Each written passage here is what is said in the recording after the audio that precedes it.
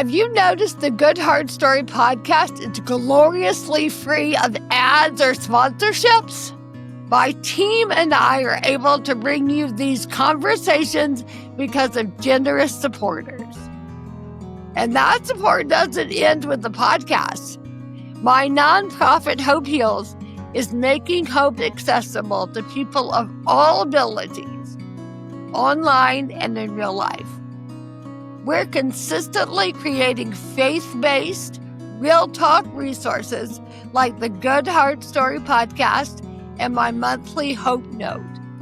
We're also inviting people into embodied spaces like Hope Heals Camp and Mend Coffee and Goods, where they're offered belovedness and belonging in the name of Jesus.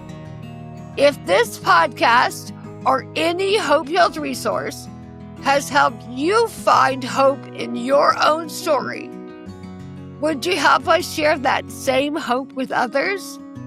You can give today at hopeheals.com/support. Every donation, whether one time or monthly, helps us keep this work free for people living lives they never imagined. And since Hope Heals is a 501c3, your gift is fully tax deductible. Thank you. Friends, following God does not always mean understanding God. Following God can lead us away from comfort, from conformity, and communities we once loved. Few people are living that story more authentically than my guest today, Nancy French. She is a New York Times bestselling ghostwriter, I think 5 times over, actually. 6, 5, somewhere in there. 6. Yeah, 6. 6, who has a dramatic story of her very own.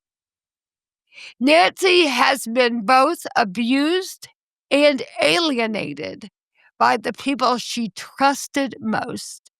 Yet she's continued to show up to her life and to the good hard work God has ahead for her. I have been so taken with Nancy for a while now. Her husband, David French, is a brilliant journalist who I love learning from. And I followed for years and years, no less, actually. And he led me to his brilliant wife, Nancy. I inhaled her book, Ghosted. It is incredibly powerful. And the opportunity to be with her today is a gift. And I sure hope that you will join me for this important conversation with Nancy French. Welcome, Nancy, to the Good Hard Story podcast. Gosh, that's a glowing introduction. I don't know if I can live up to it. You do. I know you do. I follow you. I'm very aware that you most definitely do. Nancy. Oh, wow. I'm glad to be here. Thank you for joining me from Chicago. Yes. I'm grateful. Nancy, in your memoir, Ghosted, you share about your family of origin and upbringing with such candor. I was incredibly moved by every sentence, actually. In fact, the full circle to the ending of your book where you interview your parents brought me to tears. It was just really, as someone who's done a lot of therapeutic work myself, something about those full circles honoring the family really moves me very deeply. And I, for our listeners, was so struck by just your fortitude and strength and coming from this hillbilly upbringing in the foothills of Tennessee to going to Lipscomb College, a Church of Christ University, and sort of those deep Southern roots. That hits me hard, Nancy, as I sit here in Atlanta, Georgia, and recently drove up to Pigeon Forge to speak at a conference and drove right through where you no doubt grew up, where, I mean, there was things like elk crossing the street during one part of my drive. And those are some backwoods, Nancy. And I imagine it's complicated as you've lived in other places and encountered many different people. I would love for you to speak to just, I think you've landed a place of honoring your roots, and that's so Oh, yeah. beautiful. I see Yeah, that. definitely. I've had the craziest sort of life. So my family's from Montego Mountain, which is in the foothills of the Appalachian Mountain Yeah, Range. yeah. My grandfather was a coal miner. My dad worked in the coal mines even in high school. Daddy got off the mountain by lying about his name and birthday and joining the Marine Corps.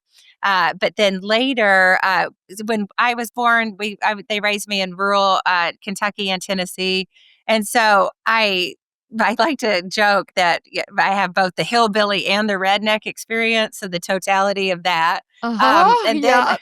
yeah, and then my life has taken all these crazy turns. Yes. Even so, I ended up, like on Trump's plane, like and working with Kim Kardashian on ghostwriting projects, and Yeah. I mean, like just insane. Like so, being a ghostwriter is absolutely bonkers because you get to live the life of your fancy celebrities, even if you're not, Yes. fancy yourself. So I feel like I've been able to live so many lives, and I'm very thankful for all of it. I think that is one of the many things that is so striking to me about you is your story, your life is just kinda nuts. I mean, I all know. the I mean, you married David after 3 weeks or something, right? I mean, Well, all the little details are just kinda crazy. I deeply love memoirs, and I recently, read Beth Moore's for, like, the 3rd so time, and good. it's so good. Yeah. And Phil Yancey's, oh my word, have you read Read the Light Cell? Put it on your list. Philip Yancey Okay. Read the Light Cell. Whoa. I love, like, a gritty story of seeing what made these people who they are and where they came from, and it's, I don't know, it's just really captivating to me, your life, so it's really cool to have you talk to me for an hour. So listen, Oh, Nancy, you shared in your book how your church was a haven to you growing up, but the church yes. was also where you were sexually abused as a child in Vacation Bible School. Right. Within the disability population where I find myself, abuse, as you may know, is prolific. The population living with disabilities is uniquely vulnerable to abuse, and it's a very just deeply disturbing tragedy among our population. And many in our population have been both physically abused and sexually abused, or so many times there has been such deep spiritual abuse. So many have been just lied to or manipulated, or scripture is weaponized against them, or like they prayed for the healing and it didn't happen and they're left holding the bag. And there's just so much. And yeah. Nancy, how have you managed to hold the church as a place of healing and as a place of wounding? That is a very difficult question. I feel like maybe there's been a grave mistake because I have inviting me on this podcast because I have actually no wisdom. I am currently in my just gobsmacked stage. Yeah, and I'm Um, like, I'm at eye roll if you can't see, if you're not listening on YouTube, rolling my eyes. So much wisdom here. What are you talking about? Well, Continue. I feel socially awkward when I talk about the church. I like actually socially awkward. Like, we were visiting a church in Chicago, and the nice, kind, wonderful pastor invited me over to his house. And after I left, I just realized I was like, I feel like I said all the wrong things because I don't know how to act anymore. I like the thing that I just love church. I grew up going 3 times a week, and my dad would talk so much. The deacons would flip the lights out on us, like, "Okay, come on, go home, Anderson family." Um, and I just loved it so much, and it was not only what I thought about, it was what I did, it was my social circles. Youth group was just so much fun. And then when the abuse happened by the Vacation Bible School person, it sort of, it it devastated me in a way that I really wasn't able to articulate until I was like 40. And so, and the abuse was like prepubescent. It was like 12, or whatever. So it's been a long time. But I've just now sort of been unpacking it. And because I sort of became an investigative journalist later in life, I started just investigating like what happened back then, who knew about this, and why did it go on? And when I started calling people and comparing notes, I think the thing that gobsmacked me more than anything else, and I will never get over it, I don't think, is how many people knew. So when I wrote about it in my book using a fake name for the guy, everybody, Conrad. everybody knew who it was. They'd call it, "Who's Conrad? Is it this person?" And it's like, "Yes." And they said, "Well, we knew that he was abusing all these people." Oh, unreal. I know, and I called my wonderful, wonderful pastor, the person who taught me about God in the Church of Christ. You call them preachers. And I called that preacher, and he was out in the field, and I could hear the tractors in the background. And I was like, "Hey, this is Nancy Anderson. I have to ask you about Conrad." I used his real name. And he was like, "Well, all right." And he goes, "I figured you'd call." And, this is after 40 years, Oh, and it's like, okay, well, anyway, he was very candid. He said, "I just decided to tell the truth about it." So I asked him everything. He told me the truth. And he knew that I had been abused, and there were 15 other victims. And they're not only young people like I was at the time, but he also abused grandmothers or tried to rape 2 people. And it's like, oh, and I was just oh. like, that conversation was so painful because I was just sobbing. Ugh. Well, you know what, though? I am connecting so much of your work now could be a response to the darkness that you've experienced in these realms, and perhaps that makes you all the more of a powerful advocate. And we'll get to that momentarily, but can't help but think God is doing incredible things through your life. All the Um, hard things and all the best things. Speaking of, mm.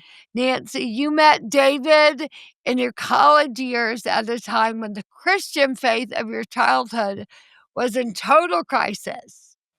You may not even have identified as a follower of Christ at that point, but something about David called you back towards a relationship with God.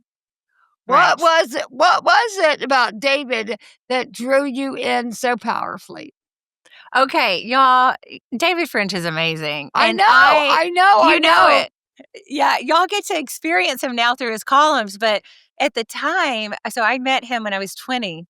And well, originally, like I was having trouble deciding on going to David Lipscomb University in Nashville, and I didn't have a choice, so there wasn't any deciding actually. The Church of Christ people go to Church of Christ colleges, so that's Yeah, where oh, my yeah. parents were sending me. Oh, So, listen, Nancy, I get it. My husband went to Pepperdine Law School, oh, and fancy, we are Church of Christ, but that's a Church of Christ law school, so most of the yeah, kids were, and I yeah, know how it works. Yeah, we're I guess Baptist, Presbyterians, kind of nothing, y- delightfully.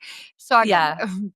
Yeah, it's a very unique, and I love the Church of Christ. I grew up in it. It's like an a cappella tradition, Oh so yeah, yeah, yeah, that means the music is really, really, hauntingly beautiful, or, really bad. Yeah, nails on a chalkboard. Yes, but totally. anyways, so David had, like, called me to, like, talk to me about, going to Lipscomb as a favor to the admissions department because I had a really bad attitude, and I was giving them all kinds of grief every time they called.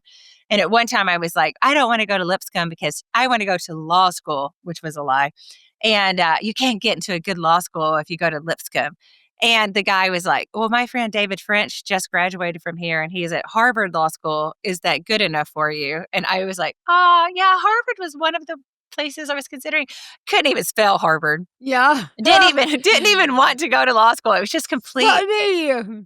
Yeah, I was just lying about everything. But, so David called me, and so this was when I was a senior in high school, and he was a 1L at Harvard Law School, and he was like, "Hi, I understand you're interested in going to law school," and so I had to fake my way through that entire conversation. But we talked for an hour, and I swear I had never talked to anyone who was more interesting than this man. Now, I never got to see him for years because, he was in Boston. also he was, like engaged to someone else or whatever. Like it was Right. like this whole thing. But many years later, when I was a junior in college at Lipscomb, I met him. He had graduated from Harvard. I met him on the sidewalk, and he had broken up with the person that he was dating or Char had been engaged to. Charlotte. I know Charlotte. I know. Yeah, yeah. And so we talked on the sidewalk and he asked me out and I said yes. And on the second date, I realized I would marry him and we were married within 3 months. I know. That is so It's crazy. crazy. And just to clarify, the phone call from Harvard happened when you're like 17 and Yeah, didn't meet. 17 or 18. I Yeah. know. And then yeah. It's So in a way, we sort of knew each other because of that 1 hour phone call in high school. But when we actually met face to face and in college, I was primed. I was like, this guy's interesting. I want to talk to him forever. I will never get bored of these conversations. And I haven't. well, y'all are not boring to observe through these years. Goodness, Nancy, I would say definitely in the last 10 years, I have just really just so appreciated your voices. I didn't just read David's column. I mean, I'm a faithful Holy Post listener. So Oh, the French Fridays where it feels like he's speaking directly to me. Or is that Good Faith where he does those? you know what? I don't actually listen to any of his podcasts because I get Hysterical. the real You life get enough version. of it at home. Okay, yes, sorry. It's Good Faith podcast with Curtis Chang, and he does French Fridays, and they're just so amazing. Actually, they became just they would come out on Sundays, and in certain seasons, I would listen to those and cling to those words so deeply. Just once David French got to say about this, so Right, I've really clung right. to both your voices. And like I said, in these last 10 or so years, I've just watched y'all be so dadgum brave. It's so Oh. inspiring. I'm from Georgia when I say dadgum brave. Um, it's so beyond inspiring. And I would Oh. love to know what has kept you tethered to your very deep convictions even when those convictions cost you so much of your communities. Well, I think the thing is I just believed my Sunday school teachers, right? So, like, you go to church every day, or not every day, three times a week, and they teach you to do the right thing when you're at the party and they're passing around the red Solo cup or whatever. Don't take the drink or whatever. So, like, I've always been that. I mean, I correction. I have not always been the person who passes up the red Solo cup because I've made a million mistakes, Right. but I knew what was right, like I knew, like I think, yeah, I think what happened, and this is important to the abuse topic, is that I really loved God, and then the abuse happened, and it shattered and discombobulated me. I didn't know what to do, and the church no longer was a place of safety; it was a place of danger, and so when your entire life is sort of ripped out from under you and you don't have that structure anymore, you act out. And so in my book, I decided to just write it honestly, though it does not reflect well on me, that after the abuse, I sort of just started trying to solve that through various means, including, dating a bunch of people and drinking and, Yeah. painting my fingernails black and smoking clove cigarettes and trying to act like I was Miss Fancy, intellectually interesting atheist, when in actuality, I've always loved God. Always. I just didn't know how to love God in the context of everything being sort of undermined at Yeah. my Yeah. local church. And I think my current status is sort of similar to that, but on a national level, because of the national chaos. And so I'm still trying to do the right thing, but I frequently just mess that up. Right. Don't we all? My goodness. First, yeah. Yeah. Nancy, I guess this question speaks to that directly. In an era of identity politics and such unprecedented division, have you found any way to pursue some form of unity and friendship with the people in your life who believe different things than you do? So in Tennessee, everybody was super like I consider myself a conservative. I grew up loving some Ronald Reagan. I love that man. I would take my little scissors and cut his picture out of my weekly reader, and I Oh, would yeah. put it up on. Yeah, I loved Ronald Reagan. And I sort of grew up believing that we were in a country that was similar to the way it was when I was growing up, which was Ronald Reagan is making fun of Tip O'Neill and calling him, fat like Pat Man, gobbling up all of our taxpayer money or something, just really vicious. Right. But then after 6 o'clock, they would hang out and have dinner together. Right. Yes. And then when Reagan was shot, the first person by his bedside in the hospital was Tip O'Neill, and he was saying the 23rd Psalm. And I thought that's what America was, that you Right. sort of viciously go out after your opponents, but we're all Americans and we love each other. And so I grew up thinking that when I became a ghostwriter for celebrity politicians, I thought that's what we were doing. And so Right. I would, I worked for some of the biggest names in conservatism, like I even lived with the Palins in Alaska. And I was on Trump's plane, but I was just like, wait a minute, maybe we shouldn't do X, Y, or Z because some things came up morally. And honestly, this is a reflection on me and it is bad, but I want to be clear. I did things that were not great when I was working as a ghostwriter. And I felt convicted by the Holy Spirit very strongly one day. I felt like God was telling me that I had broken the 10 Commandments, that I regularly violated them. And I was like, okay, which one? And he was like, you're bearing false witness against your neighbor, your liberal neighbor. Now, I did not have any liberal neighbors at the time because I lived in Franklin, Tennessee. But had I had liberal neighbors, I would have completely misrepresented them, right? Right. Like not them specifically. And Right. so what I did as a ghostwriter sometimes, and I would go to Fox News and I would help my clients, and I love all my clients, but I would say, "Oh, no, don't say it like that. Say it like this. You can really turn the knife and stick it in." My spiritual gift was making my political enemies drink their tears. Um, but I just felt like that was wrong. And not only just the brutality of the rhetoric, which is, rhetorical pugilism is, arguably fine. But what I was doing that was actually wrong was, have you ever heard of nut picking? Yes. Yes. Okay. So nut picking, for those of you who are mercifully ignorant of this concept, is what I did frequently. And it's like, I live in Chicago now, but like if I was writing for my Right. client, I might say, oh, there's this Chicago DMV worker down on Right. Dearborn. And he says you have to be transgender to get a driver's license or Yes. whatever. Yes. And so I would say, for any of my clients, I would go, okay, so this is the way Democrats are.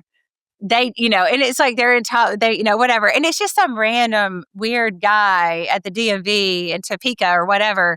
And like, when I was like conversing with God about this in my mind, I was thinking, how do I feel when they find some hillbilly in Kentucky and they say Christians are like this? Yes. And it's not fair, but that's what I was doing. And so I was like, okay, God, I think I got your message. I'm going to try to stay employed by uh and just not lie and not bear false witness. So that was my one thing, is I'm not going to violate any 10 commandment.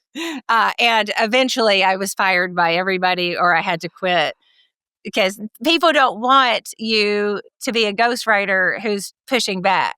They want you to just do the thing that they're telling you to do. Totally right. That's why Yeah. you hire. Yeah. So anyway, I love all my clients, but they fired my butt. Well, Nancy, interestingly, speaking of ghostwriting, you've spent much of your career as a ghostwriter for celebrities and politicians. And through your years of getting inside other people's heads and writing their stories, what have you taken away that you want to apply in your own life? Oh, I love all my clients so much. Like, I mean, we still have great relationships with them. But like my very first book that I ever did was Anne Romney. Mm, Now, the book that is out currently, like we never got that book out because I was on the campaign bus with them. This was back when Mitt was running for, yeah, gosh, I don't know. He didn't, obviously, wasn't the president. But right. we were writing a book that was going to sort of play a part in the campaign or whatever. And so I got to hang out with Mrs. Romney, who's so amazing. Some of my favorite people. And like, for example, with Anne, she's a wonderful mother. She has 5 boys, and she taught me she shared her recipes with me. She shared her pancake recipe. Oh, And, cute. and on Saturday morning, she always made pancakes for the boys. And so I think it was just really interesting because I was a Southern evangelical Christian, Right. raised, like below the poverty line. And then I'm hanging out with a multimillionaire Mormon wife of a governor. Right. And, and Weird, I could, yeah. yeah, it's weird, but like I could take one thing from each client. Like I really have. I could go down my list. And, like for example, Sean Lowe, the bachelor, who married Catherine, he was the first bachelor to propose to someone on the show and get married. For you Bachelor fans, there is an asterisk next to Jason Mesnick's name because he did not propose to the person he eventually married on the show. There was a switch out, but Sean Lowe is amazing. And he was so great about sharing the gospel. So when he was on the set of The Bachelorette, he would have little devotionals with using the Jesus Calling book with the other guys. And then when he was the bachelor, like he just, it was an amazing guy. And when I got to go to the live televised ABC wedding event with my plus one, David A. French, and his Dress Blues, along with every reality TV star you've ever met. So they all have Yeah. dogs in their purses. But when I went, Sean Lowe's groomsmen were all people he'd led to Christ. And so from Sean Lowe, I learned about how the gospel can proliferate in many different places, in places you think are hostile to it. In fact, that's where it mostly proliferates. Wow. And so all of my clients, I just learned so much from each of them. And Sarah Palin taught me that you could make a casserole out of mousse. Apparently, she's a good cook. Oh, I love hearing that. You're a mom to 3 kids, and 2 of whom are grown and out of the house. You raised them during your husband's military deployment and the intense fallout of your political disaffiliation. What intentional decision did you and David make as parents to raise kids who are resilient and who could live in the ideological tensions you both were experiencing?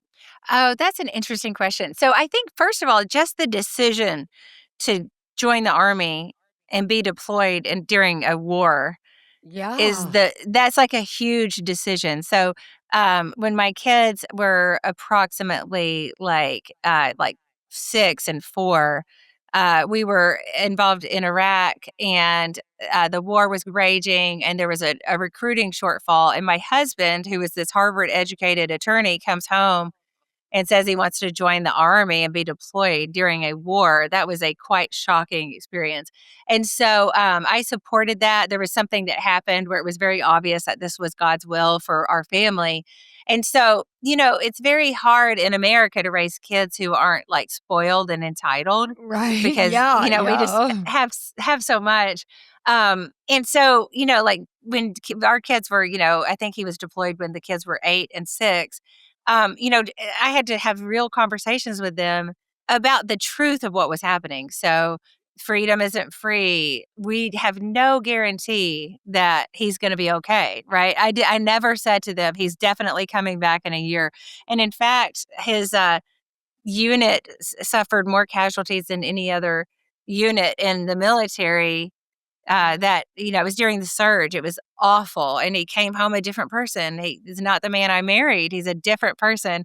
I think Beth Moore is the one who originally said, I've been married to 4 different men. They're just all the same guy. And I'm sure David would say that about me as a woman. But when the kids were young and realizing that the world did not actually revolve around whether or not their dad was going to be at their piano recitals, because that's what everyone would say when David was deployed. They'd say, don't you have children? Don't you know that the most important thing is to be present at all of these soccer games? And we just decided that it was more important for our kids to see us actually following God. Right. And following God's will for our lives. And it's complicated, and it is so messy, and it is so hard. But that was the first thing. And then later, when we were thinking, it's after David got home from his deployment, we had always said that we wanted to adopt. And so, that was another decision. So our two oldest biological kids, we all packed up and went to Ethiopia to meet the new family member who turned out to be Naomi. And, that also is something that's very difficult, and it gives you a lot of humility because you don't exactly know what you're doing. But the kids have I think, just raising kids in the light of you very imperfectly trying to follow God's will for your life. That's what we've tried to do. Yeah, And yeah. yeah, I don't, I think I've got my two oldest ones are now in law school and they're pursuing justice and, with their occupational Of course trajectories. they are. Of course they are. Yeah, yeah, yeah. So I'm very proud of them. You should be. I would love to meet your children one day. I'm no doubt they're world changers, truly. I'm so struck, Nancy. James 1:4, I think it is, that let perseverance run its course so you may be mature and complete, not lacking anything. And I've always thought, like, we all want our children to become mature adults, but we don't really want our children to have to persevere through anything. We don't want that for them, any struggle. And yet we really want the maturity and Right, the wisdom, and that comes through the perseverance and all the hard stuff. Speaking of the hard stuff, you have been navigating a breast cancer diagnosis and treatment over the last several years. I think my timeline's right. right, As if you needed more opportunity to build character, honestly. right. Um, so I would love to know, I'm fascinated by suffering, and I would love to know, what have you learned from this latest round of suffering? Okay, so I got diagnosed with cancer, I think in November of 2023, and I was so devastated. I was diagnosed with a very aggressive type of triple negative breast cancer, which means it doesn't even respond to chemo, the normal kind of chemo that everybody gets. So you have to go back to like 1970s chemo. It's called the Red Devil, the appropriately named Oh Red my Devil, and it's like gosh. red, and the nurses come out with like a hazmat suit basically, and if it gets on their skin, they like, I don't know, turn into a pumpkin or something. It's like really bad, and they're injecting it into your body. Oh my And so gosh. I lost all my hair. I was 200 pounds. I just, like it has been a freaking journey. But Oh. yes, and when I was diagnosed, I had these obviously deluded people email me and say, one day, like me, I hope that you will come to appreciate this cancer diagnosis and be thankful that you got cancer. And I was like, man, what kind of weirdos follow me, right? And Catherine, I'm here to tell you, they were right. It transformed my life. I mean, I survived. So, speaking from a place of privilege here, Right. um, but I am so thankful for my life. I would not go back to my pre-cancer life, which was only 2 years ago. I would not go back to that Mm. for any amount of money, Mhm. even though my body is decimated and my hair is now white and gray. And um, I do have hair, so I'm thankful for that, a little. But I am so thankful. It transformed my life in so many ways. I have a completely different perspective on life. And one of the big takeaways is the idea of memento mori, tempus fugit. Are you familiar with this? Very much so. I don't know if you know of Dr. Lydia Dugdale. I'm a huge fan of hers. She talks a lot about this, but go ahead for our listeners. Oh, okay. So the Latin phrase means, remember that you must die, for time is fleeing. Right. And the idea is that you have to be cognizant of your death, your upcoming death that comes for us all, in order to fully enjoy life in the present. And so the symbol for this idea, memento mori, is a skull.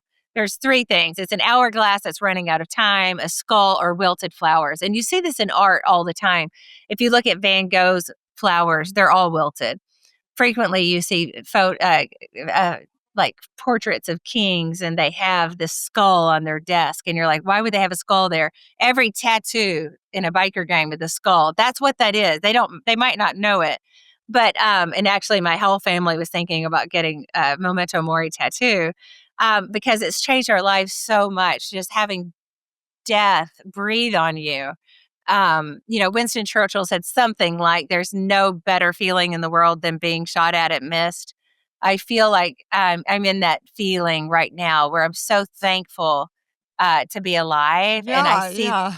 I see feel the you. world differently. Yeah, Yeah. totally. Yeah. I don't pretend you know my story, but I very much nearly died of a stroke, and that's when I became disabled as a 26-year-old. So I've lived these 17 years. I'm 43 now. Um, being severely disabled, but having had a very much near-death experience.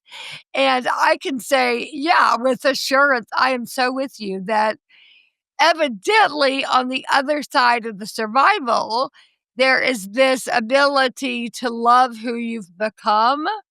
And when you love who you've become, you can no longer hate what happened to you. So it's this weird place of like there's this gratitude, and suddenly what those people are saying makes a lot of sense because you're so thankful for what the suffering did to you as a human being. I'm Oh, that's reminded. so beautiful. Yeah, love who you've become. It's a very powerful idea.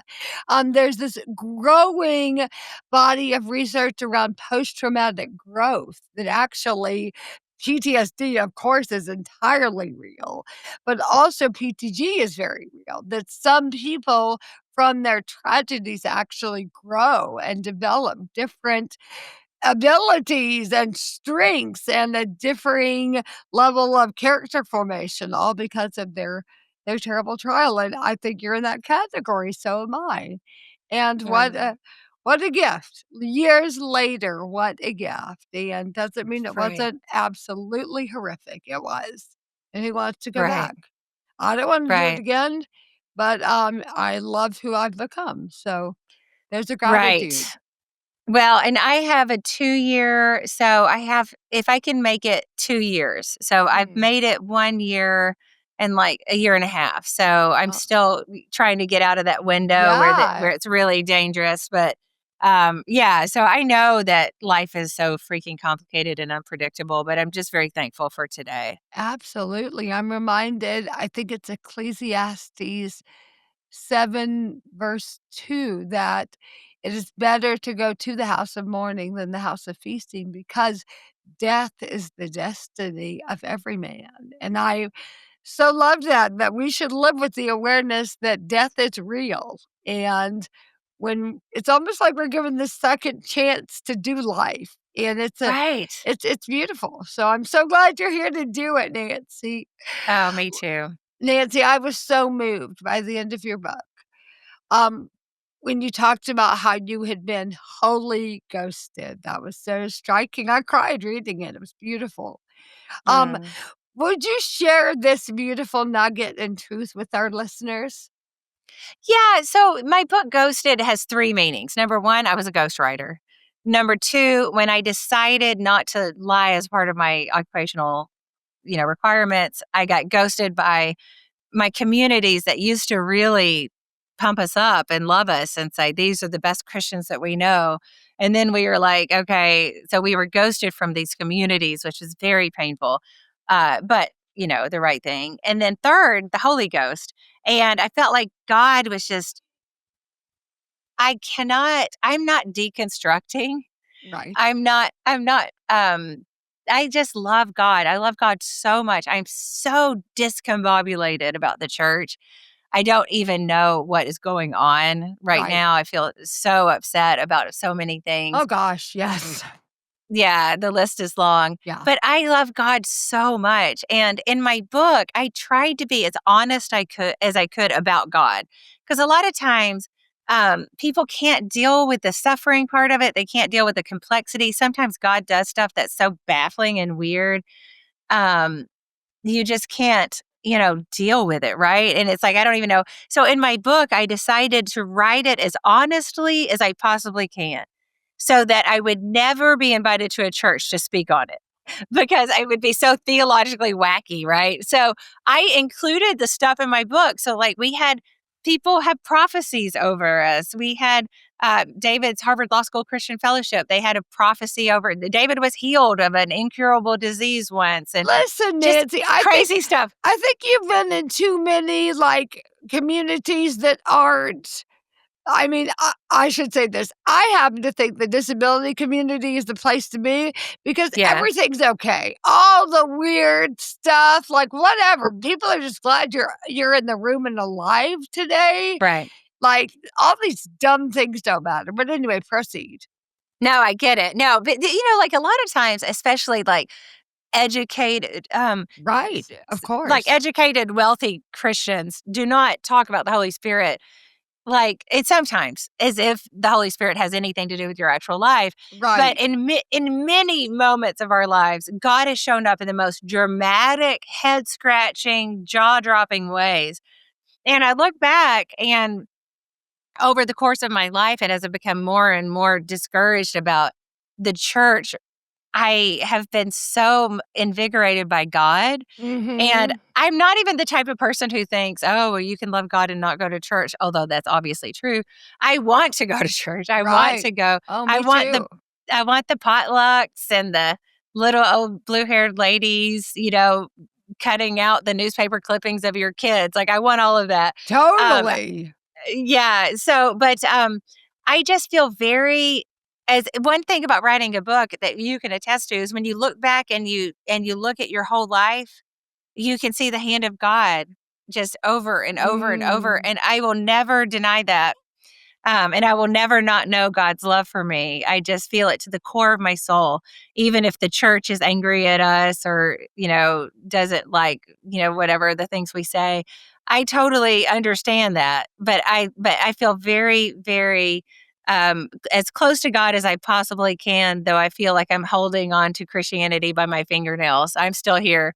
Well, Nancy, let me take a moment to speak to you as a semi-educated, semi-wealthy, semi all the things probably, but as a younger woman who is deeply inspired by you, your life, your faith. I would put you in the category of doing a whole lot of things right.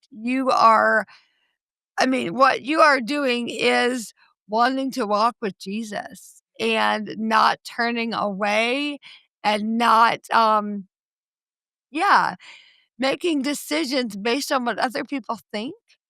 And I struggle with people pleasing. I'm a firstborn child. I want to do it right and get it right and make everybody proud of me. And I see you living the way I want to live and saying, this is who I understand Jesus to be, and this is how I'm going to Oh. live. And it's beautiful. And listen, there's a tribe out there, Nancy, that is cheering for you.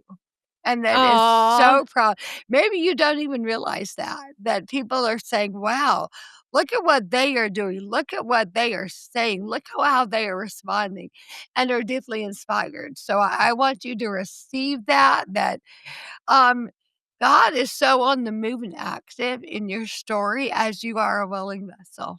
It's glorious to see. Oh, Catherine, that's so nice. Thank you so much. I do receive it. I actually Good. feel like I can receive it after all the cancer stuff. That's when I was like able to open up to like what the world actually has to offer instead of trying to protect myself because you can't, you know? Absolutely. So, yeah, I thank you. interviewed the Queen Beth Moore, who I reference a lot because I love her so much, on my podcast a few months ago. And I asked her point blank, after everything you have been through, how have you not walked away from your faith? I mean, come on, thing after thing after thing. And I said, how have you not thrown the baby out with the bathwater? And she said, it was too late. I just knew too much. And I Mm, sense that with you as well, that you just know too much to throw the yeah, baby out with the bathwater. And that's right. that's beautiful and that's inspiring and powerful. So you're amazing. Oh, Nancy, thank you so much. I'm kind of doing a deep dive right now into spiritual formation and to how we become who we become and all the things we've been talking about, actually. So, question: what has proven to be the most important force of spiritual formation in your life? Oh, interesting. So I would say David French. Like, I know that's not something that's replicatable. Uh, That doesn't but matter in the least. I love that answer. no, and the reason I say that is because David is, like, I was able to be healed through relationship. So, when I met David, I think I alluded to the fact that I was like Miss Atheist on campus, and I would say very provocative things Oh, to my yeah. Christian college professors that I'm sort of Yes. embarrassed about now. But, I met David and he was, like, telling me about, like, at Harvard, how he learned about God and learned about the Holy Spirit, and I was like, "What is this Holy Spirit?" Like, I was like John or something, or I did not understand what he was talking about. So he tells me about all of these things, about how he had, this wonderful Christian fellowship at Harvard and how they all of these things happened, and I was like, "I want the Holy Spirit." And he goes, "Well, it's sort of like the way that it works is you need to think about Jesus. Like, what do you think about Jesus?" And I was like, "I don't know about Jesus. I think he's fine, like whatever." Yeah. And he was like, "Okay, well, that's not exactly like." He was like, so he took me through the C.S. Lewis thing, which is like basically that you have three logical options. Lunatic, liar, Lord. Yeah, yeah. Yeah, and he was like, "Do you think that God was a lunatic? Do you think he was a liar? Or do you think he was Lord?" And so I actually went through that process. I'd never heard of that. And I could not call Jesus a lunatic. I could not call Jesus a liar. And so I was like, "Yeah, I think I believe in Jesus." Yeah. And so and so right there, we were sitting in my apartment on the floor and we just said a prayer, and that's really how I actually felt the Holy Spirit come upon me in this very amazing way. And I've never been the same. And I feel like David French, not only in that moment, but over the course of the last 30 years, has shown up over and over and over and just consistently showed me the power of love and God's love in my life. It's a beautiful love story. I actually have been very struck by your marriage on many occasions. I just see you both living out how to really be on a team together on mission and on a mission that binds you together. It's beautiful. You're teammates, you're partners, and I hope my husband and I are too. We're trying to be. We're wanting to do like you've done. So I love that answer. Now, how long have y'all been married? We will have been married 21 years in a few weeks, so we're a little behind y'all, but we're Wow. very similar to y'all in that we went to a tiny Christian college, a Baptist college called Samford in Birmingham, Yeah, and sure. we met when we were 18 and married when we were 22, so we are actually very much similar to you guys in that deep Southern Christian college, young marriage, the whole thing, and we're still doing it. Don't plan to stop. How many years are y'all married? So in March it'll be 30. Wow, And okay. so I know it's insane. So I'm 50 Yeah. and I have 3 kids. One of them still in high school, but I also have 2 grandchildren. So it's just insane. You And one of the grandkids is 4. Your life will likely look like mine because I had a child at age 25, had a stroke at 26, so took 8 years off, and then had another child. So I have a senior in Wow. high school and I have a 4th grader. So I'm gonna be living your life in a few years, no doubt, and it's a weird deal, but hey, it's our deal, so who cares? I like to say it's not ideal, but it's my deal. So there you have it. Yeah, that's exactly right. Every time anyone hears that I married a complete stranger, they're like, "You should never do that." And I was like, I am not encouraging it. I'm Yeah, just I saying know. this I'm is what happened. just telling you this is the story. So sorry. And you should say, it's not ideal, but it's my deal. And it's working for me. I love it. Okay, Love it. two more questions. If you could restart your life, what habits or disciplines would you put into place as early as possible to prepare you for the life that you are now living? Interesting. I would not have quit my piano lessons. I hear that. But I don't have a piano, so that doesn't actually apply to my life that I'm currently living. I don't know. I did everything wrong. I cheated through high school. I never read a book, and now I'm a best-selling author. So I literally wouldn't change a thing because I don't know. It's like what is it? The Michael J. Fox, maybe the Back to the Future. I love this answer so I much. know. Like yeah, no, everyone thinks I'm super well read because I do have 6 New York Times bestsellers, which is insane. I And know. so Wow. when I'm hanging out with people, they'll refer to these fancy people who've written books, and I don't know any of them. So to eradicate or to fix that, I went back and I made this vow that I was going to read every Pulitzer Prize winning novel since I was born. So that's 50 books. So I started in 74 and I went all the way up to the current moment. So I've read all of those. And so now I am super smart, in case you were wondering. Oh, awesome. Okay.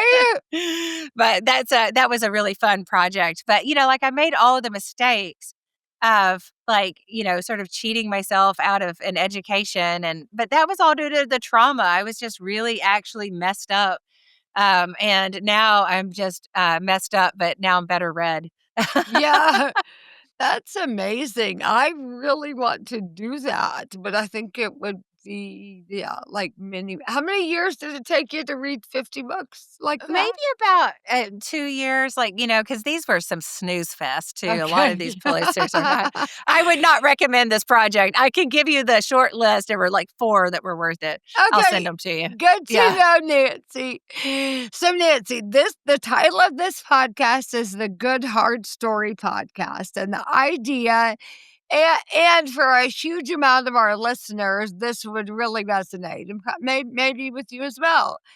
That life is never just good or just hard, that it's always both. It's good and hard. At the very same time, those are not mutually exclusive, but they coexist, that we're all living good, hard lives if we're honest. And my final question to you is, what is good in your story? What is hard in your story? And how do you live in the tension of both of those in your good, hard story? Well, as a ghostwriter, every time I sit down with my clients before a job, I will say the same thing. I'll say, you and I are not writing the story. God is writing your story. So let's just be faithful and truthful in your story. You don't have to tell everybody all your stuff, but let's just look to see what God has done. And when I look to see what God has done, the good parts of my life are I have a wonderful, strong family that is full of love. Um, and the bad parts of my life were that I was decimated from an early age through abuse and terrible decisions about relationships. And so I feel like right now I'm in the locust restoration years. But it's always both. And so Mm, I feel like all of my abuse allowed me to compassionately fight and advocate for other people who've been victims of abuse. And right. I am so thankful for that. The work that I've been able to do, it's sacred, and I'm very thankful for my current self, that has all of the pain of my past self embedded into it. Like I'm just thankful that I am able to do this. Absolutely. Henry Nouwen, if you know that, amazing voice, wrote that we are wounded healers, that we have the opportunity to heal, even though we have been wounded greatly by the world. And I Do think you that's know that is the craziest thing? I just posted this, and this is now in quote. It says, "Forgiveness is the name of love practiced among people who have loved poorly." and we Mm. all love poorly. Mm. And this is what he says, and it ties into what we were talking about. It says we need to forgive and be forgiven every day, every hour, increasingly. That is the great work of love among the fellowship of the weak. Mm. That is the human family. And I feel like I am a part of the human family that is completely weak and decimated and confounded and gobsmacked, like hour to hour. But it is so wonderful to be alive. And it's also a sacred honor to be alive during important times. Yeah. And that's what we are. Mm. I love that you posted that on Twitter or Yeah, something. like an hour ago. Oh my Yes. gosh, what? I love that. Well, I'm very much I'm now a fan, so I love that you did that. Yes. Nancy, speaking of Twitter and other things, tell us how to keep up with you and tell us where to get more of all the stuff we talked about today. Yeah, I have a website, nancyfrench.com. Okay. And I think there you can see all the places to follow, but I'm probably most active, regrettably, on Twitter still and Instagram and Facebook and all the things. Right. I'm trying to stay off social media a little bit more and to not like doom scroll because I find Right. myself doing that Oh, for regrettably. sure, for sure. Yeah, but do find me and connect, and you can even send me an email through the website. I get all of them. So, yeah, I'd love to hear from everyone, and, And yeah. Ghosted is your memoir written by you. Um, and that's the only written by you book that is your story out there, right? Or I mean, Yeah, no, I actually a long time ago wrote a book called oh, yeah, it's called Red State of Mind, and this was me and my, like, Republicanness, before the Tea Party was even invented, oh um, wow. and so I have that one, and then which is interesting, I think it's probably a good book, but, Winston Churchill said, something like, "I am the writer of rare books, I just never intended them to be rare." Nobody bought nobody bought that book. It and then, I did a book called Home and Away, which was about my husband's deployment, and we sort of wrote that in conjunction. But so Ghosted actually It's your is the third 2020. book. Yeah, and it's the 2025 Evangelical Memoir of the Year, shockingly enough. What? Oh my gosh, I know. congratulations. Wow. I And know. it's actually your third book then that you've written as you, not as a ghostwriter, not one of the six New York Times bestselling, but as three Yeah. from your own voice. Wow, congratulations. And that's so cool. And I'm sure your books are available on Amazon and wherever books are sold. That's right, and I'm pitching a new thing this week too, so wish me luck on that. Oh my goodness, how exciting. Well, we will stay tuned and hope to keep up with both you and David and all of the glorious work that you're doing in this world. Oh, thank you so much. Thanks for having me on this podcast. I'm a huge fan, so I was so excited to get the email. Oh my goodness. What a gift to me. I'm so glad for this conversation and just so grateful for you and David. Keep going. All right. Thanks, Catherine.